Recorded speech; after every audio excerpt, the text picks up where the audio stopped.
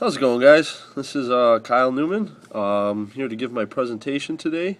As you know, I was not in class today due to the wonderful driving conditions, and now I am forced to make a YouTube video that is going to be shot through my phone. I'm going to be reading you part of my presentation, and I may cut out at times if I have to attend my actual job that they're paying me to do.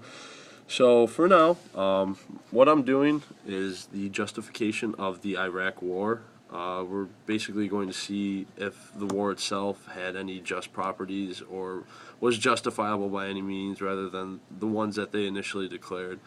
So I'm going to be flipping the camera back and forth between the actual slides that I have to show you what I would have shown you in class, and then just me narrating things of such. So here's the first slide.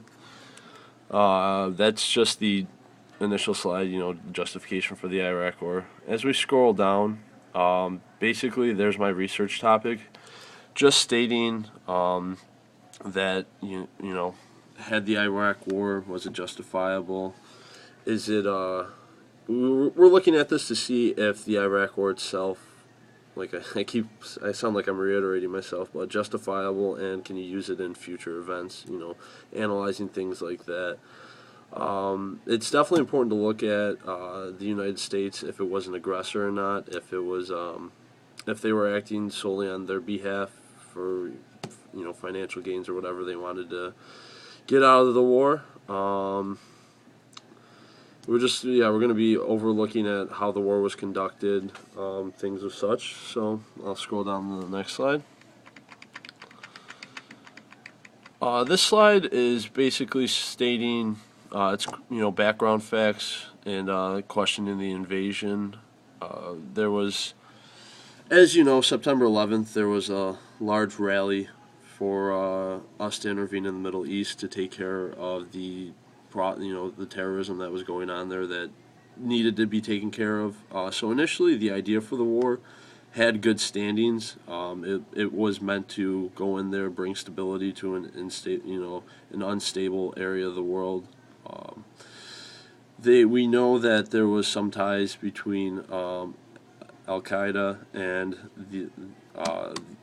the Iraq government themselves. The initial invasion was launched in March of 2003, ran all the way to May of 2003, and then you have the war that came after that is more or less still ongoing, depending on how you look at it.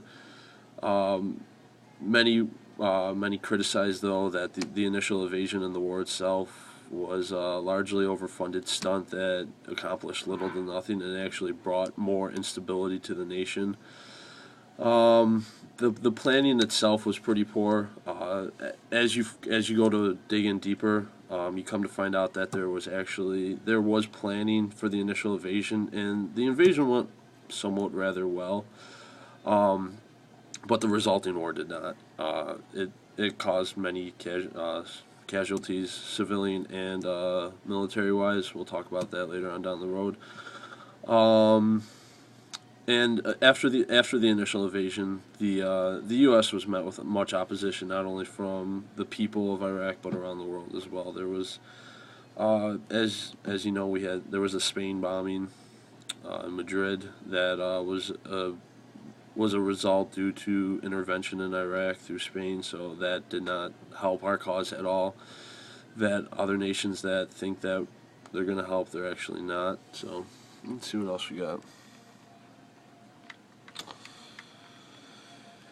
This is just after invading Iraq, what came afterwards. Let's see, Yeah, that was the thing. After the invasion itself isn't the main topic, it's more or less the war that comes down the line. Following the invasion, there was a mass uprising of militia groups, people that were once normal day civilians in Iraq that ended up taking up arms in order to get us out of their country, because they felt, and justifiably, we didn't have any right to be there. We were in a foreign nation invading on them. They had Saddam in there that was removed, and that came of that was good, that came of that. But other than that, what we brought afterwards was not what any country would want on their people. No government would want that.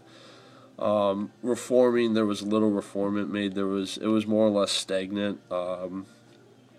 We ourselves had not made much movement in bringing stability to the country, or doing anything as well as structuring it that the people wanted. Civilian casualty just continued to rise as well. That'll be talked about in a minute. This is just ongoing results of the war that came out. By 2006, we brought the country to a brink of civil war. We had basically intervened in a nation that, yes, was having problems with its initial government, but it was, more or less stable for the most part.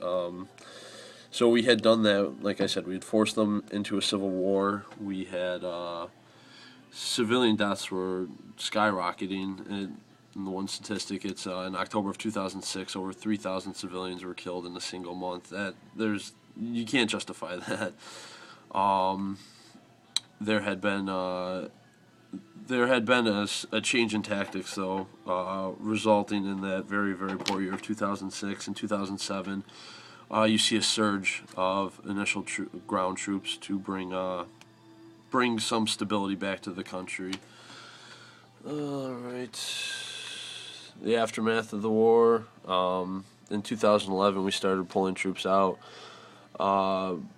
Like I said, we destabilized the nation. We had no justification for what we did there. We have no rhyme or reason. If you look at things like the just war theory, they do not apply at all to what we did. We brought nothing but problems for the nation, as long as killing innocent people as well. Like I said, the war itself was started on rumors and false information that they later found out to be false. Like I said, there was no justification for this. That's what I've come out of. That's what I found out of this research. That there's we had no right being there after our initial invasion. We brought little to no help, and if anything, we've led to the current events that are now happening in Iraq is more or less due to our intervention. So I guess if you guys have comments, just leave them below, and I'll try to get back to you as soon as possible. Have a good winter, guys. Stay safe.